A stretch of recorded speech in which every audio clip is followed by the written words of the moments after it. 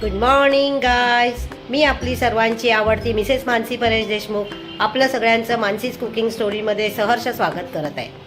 तर आता आपण देवाला स्मरून, स्वामींना स्मरून एक काम करायचं आहे. काम म्हणजे असं की माझी आज आलेली आहे ऑर्डर मोदकांची.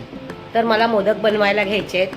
मी विचार केला, मोदक असं तर मी बऱ्याच वेळा दाखवलेत, पण मी विचार केला जेव्हा मला खूप घाई असते आणि एकटीलाच जेव्हा मोदक बनवायचे असतात त्यावेळेस मी ते कसे करते हे मी तुम्हाला आज दाखवते. तर मी एका कढईमध्ये 2 ते 3 चमचे तूप घातलंय आणि त्यातही 1 चमचाभर खसखस घालून घेतले. खसखस जास्त करपवायची नाही. लगेच आपण याच्यामध्ये 1 वाटी भरून गूळ घालून घ्यायचा आहे. हा गूळ मी कुठच्या कंपनीचा वापरते हे जर तुम्हाला माहिती हवी असेल तर मला मेसेज बॉक्समध्ये मेसेज करा. मी कायम असा गूळ चिरून ठेवलेला असतो, म्हणजे ऑर्डर आली की पटकन मला मोदक करता येतात आणि मला ऑर्डर कधीही येतात. आणि हा नारळाचा चवही माझ्याकडे बऱ्याच वेळा रेडी असतो.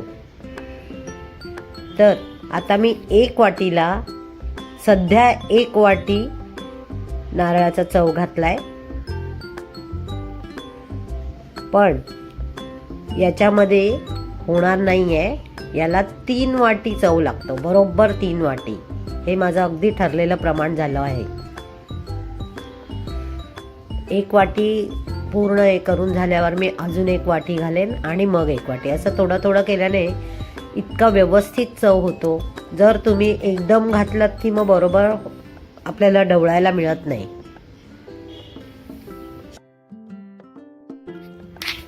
तर या प्रकारे आपण सर्व चव छानपैकी मिक्स करून घ्यायचा.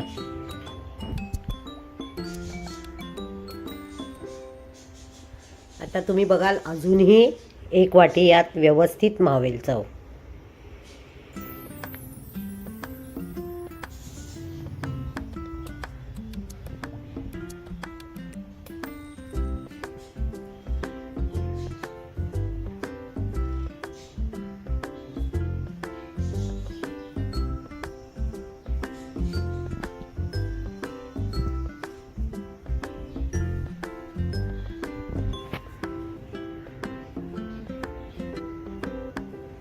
अशा प्रकारे मी हा छानपैकी चव सगळा एकत्र मिक्स करून घेतला आहे. आणि कस्टमरची रिक्वायरमेंट होती की याच्यामध्ये ड्रायफ्रूट नको आहे आणि वेलचीही नको आहे, त्यांना जायफळ हवं होतं. तर मग मी याच्यामध्ये जायफळ किसून घातलाय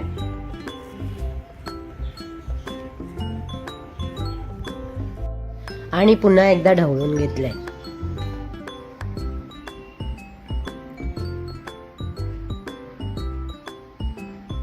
हे सर्व छान एकत्र मिक्स करून आपला चव तयार.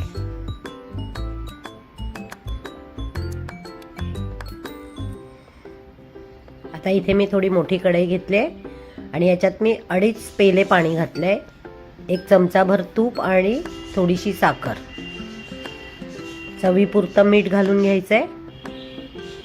आणि मी एक साईडला पीठ चाळून ठेवलंय, जे मी या पेल्याने पाणी मोजून घेतलं आणि त्याच पेल्याने मी पीठही घेतलंय. जितकं पाणी तितकं पीठ. याला चांगली उकळी आली की मग आपण हे पीठ घालून घ्यायचंय.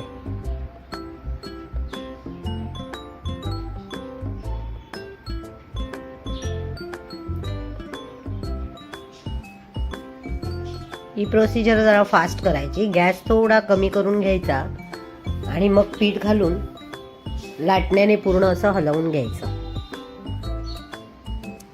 तुम्हाला हवंय तर याच्यावर 1 वाफ काढायला झाकणही ठेवू शकता, पण मी नाही ठेवत.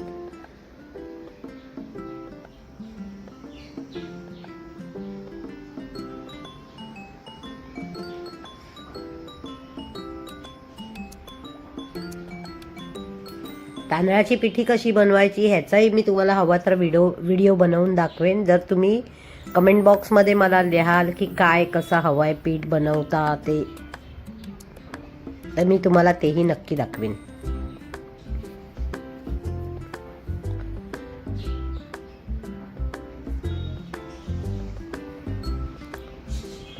याच कढईमध्ये मी थोडं पाणी घेऊन थोडं सगळीकडे बघा असं मस्त हलवून घेतलं आहे आणि हे मी बाजूला ठेवणार आहे, जेणेकरून आपली कोणतीच गोष्ट वेस्ट होणार नाही, ना पाणी ना पीठ. हे गरम असताना असं याच्या गुठळ्या मोडून घ्यायच्या स्टीलच्या एखाद्या ग्लासने किंवा तांब्याने.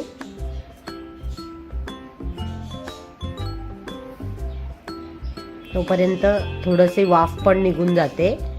जेव्हा आपण मॅश करत असतो तेव्हा वाफही निघून जाते, मग आपण इझिली पीठ भिजवता येतं. आता आपण जे साईडला पाणी ठेवलं आहे त्यानेच आपण भिजवून घेणार आहोत, म्हणजे आपलं पाणी म्हटल्याप्रमाणे पाणी पीठ कुठेही वेस्ट जाणार नाही. हे सगळं कालथ्याच्या साहाय्याने मी स्वच्छ करून घेते, परात इवन कढई.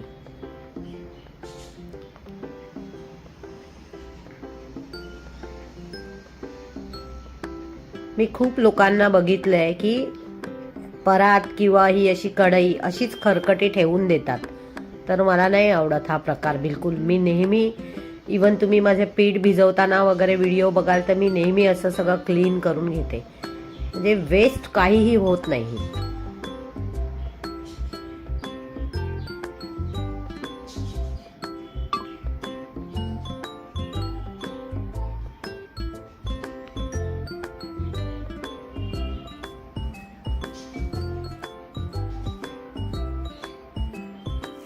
याच पाण्याने आपल्याला हे पीठ सगळं भिजवून घ्यायचंय.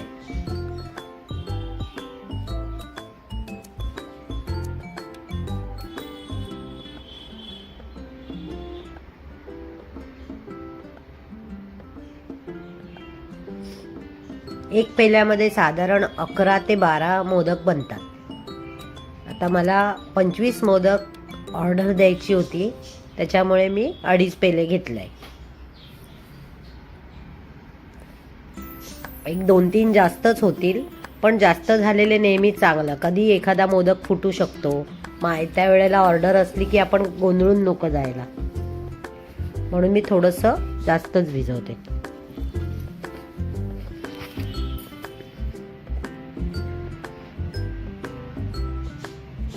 आता हे सर्व पीठ एकसारखं करून हे जे पाणी उरलंय त्याच्यातच ठेवून द्यायचं. खूप पाणी नाही उरलंय, पण थोडंसं उरलं असेल तरी हरकत नाही.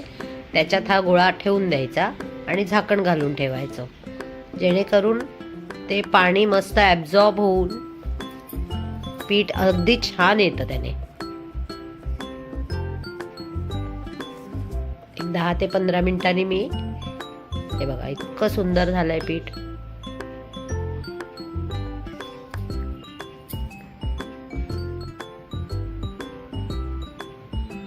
आणि आपल्याला लागेल तसाच गोळा फक्त थोडा थोडा काढून घ्यायचा, नाहीतर ते पीठ सगळं ड्राय होऊन जातं.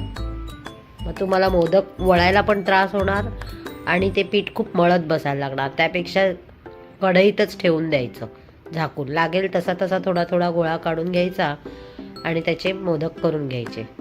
आणि तेल खूप वापरायचं नाही, जास्त करून पाण्याचा हात लावून घ्यायचा.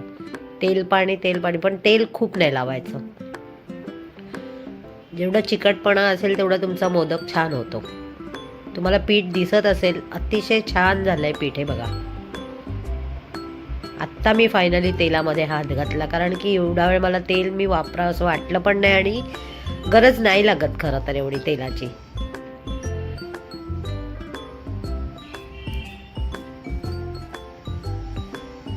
कायम मोठं भांडं बाजूला ठेवायचं पाण्याचं भरलेलं, नाहीतर तुमचं हाताला जे थोडं थोडं पीठ राहतं ते सतत धुवत राहायचं, नाहीतर तुमचा जो मोदक आहे तो स्वच्छ असा वळला जात नाही आणि फुटत राहतो, चिटकत राहतो. आता हे पहा, मी पारी पण करते. माझा जर तुम्ही अगदी पहिला व्हिडिओ बघाल तर मी पारी कशी बनवायची ही शिकवलेली आहे. पण मी घाईच्या वेळेला एकतर हा उपाय खूप चांगला आहे आणि मोदक पण अगदी एकसारखे होतात.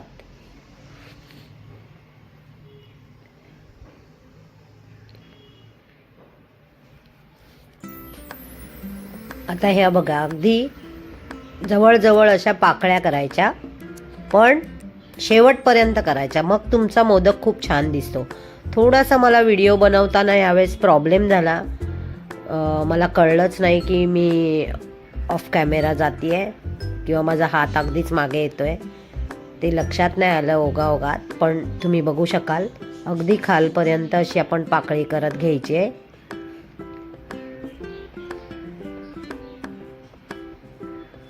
दोन 2022ला केलेला मी सर्वात पहिला व्हिडिओ माझा मोदकांचाच आहे.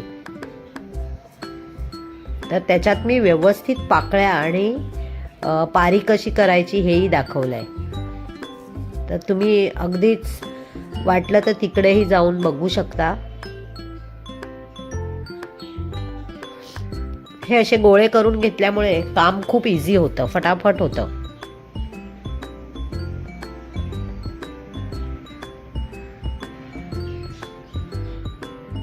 पाकळ्या सगळ्या अशा एक साईडला करून व्यवस्थित तो मुरड घालून घ्यायची. हे बघा,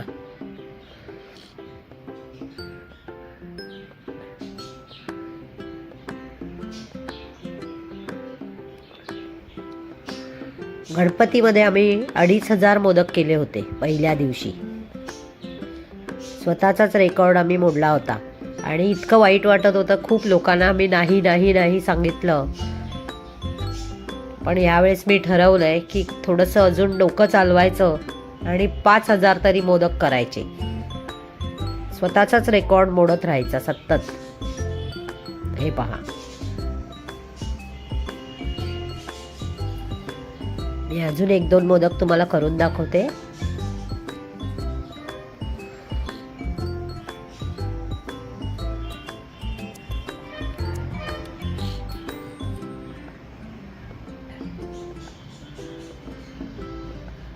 हे जे आपले पुरी मेकर आहे याला प्लास्टिक लावावं लागतं, नाहीतर मग ते चिटकतं पीठ.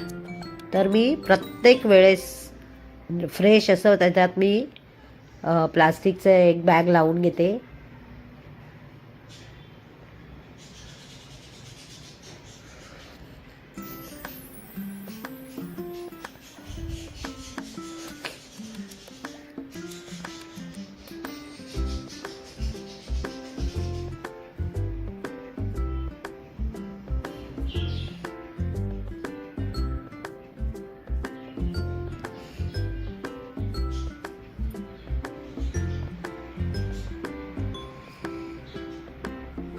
मेक शुअर की आपल्या पाकळ्या एकच साईडला झाल्या पाहिजेत, म्हणजे त्याची दिशा एक साईडला असली पाहिजे, तरच तुमचा मोदक छान दिसतो.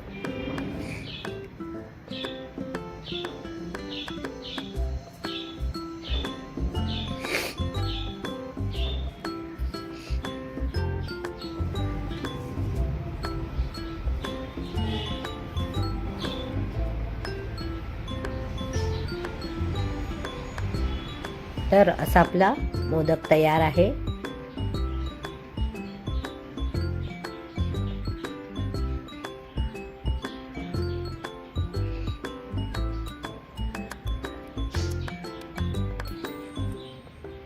थोडं पहिलं 1-2 मोदक गोंधळायला म्हणजे मला नाही होत, मी सांगते की आपला गोंधळ उडतो. पण नंतर एकदा तुमचा हात बसत गेला की तो शेवटपर्यंत छान मोदक होतात. मग तुमचं मेन उकड चांगली झाली की मोदक चांगले होतात. हे पहा,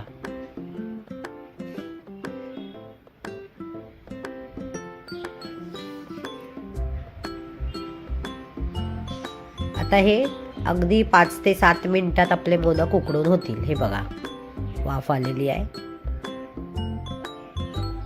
मी चाळण मोदक ठेवायच्या आधी थोडं ओली करून घेतली होती आणि तेल किंवा तुपाचा हात लावून घ्यायचा, मग मोदक चिटकत नाही, इझिली निघतात.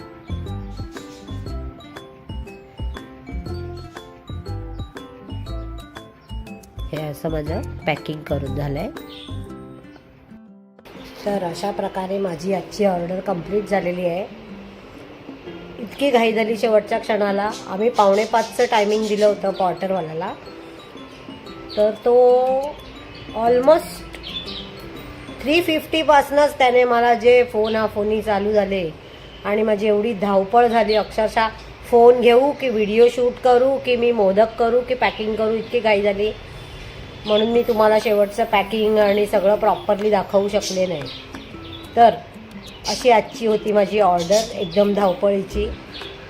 खरं तर धावपळ नसतं झाली, पण त्या पॉटरवाल्या म्हणजे जो डिलिव्हरी बॉय होता त्याने माझ्या मागे खूपच जास्त घाई केली. म्हणजे ऑलमोस्ट तो पाऊण तास आधीच आला आणि मी बरोबर वेळेत होते खरं तर, कारण मला 5ला ऑर्डर बरोबर मुंबऱ्याला पोचवायची होती. त्या हिशोबाने आम्ही त्याला 4:45ला बोलवलं होतं. तो 3:50लाच हजर आणि आल्यापासून कंटिन्यू फोन करत होता, झालं का मॅडम, झालं का मॅडम. त्यात मी खूपच गोंधळून गेली. पण गोंधळूनपेक्षा कसं असतं की कोणीतरी आपलं वाट बघतंय आणि मग ते डोक्यावर काहीतरी आहे. आणि मला इथे इतकं छान व्हिडिओ काढायचा होता, मी त्या मूडमध्ये होते आणि जरा माझा टायटाय फीस केला त्याने. तरी हरकत नाही, चांगले झालेत मोदक. आता बघूया कस्टमर काय म्हणतंय, त्यांचे रिव्ह्यूज काय येत आहेत. तर बघत राहा आणि लाईक शेअर सबस्क्राईब करा. तुम्हालाही कोणाला ऑर्डर करायचे असल्यास माझा पत्ता आणि फोन नंबर डिस्क्रिप्शन बॉक्समध्ये मी देत आहे. आणि मोदक म्हणजे माझं खरं तर हातखंडा आहे, पण आज मी ह्या मुलामुळे खूप गोंधळले. तर असतो कधी कधी असाही दिवस असतो. का पीठ सगळं छान झालं होतं, सारण चांगलं झालं होतं, व्यवस्थित मोदक झाले असते, म्हणजे मोदक झाले चांगले, पण एक सॅटिस्फॅक्शन असतं ना कामाचं, ते मला नाही मिळालं आज, कारण खूपच धावपळ झाली. तरी हरकत नाही, मी अशीच काहीही ऑर्डर आली आणि जे काय बनवणार असेल ते मी आता तुमच्याबरोबर शेअर करणार आहे, असं मी अगदी ठरवलं आहे की जी ऑर्डर असेल ती तुमच्याबरोबर शेअर करायची. तर बघत राहा, कसं वाटतंय कळवायला विसरू नका. आणि शेअर सबस्क्राईब तो बनताय बॉस. धन्यवाद.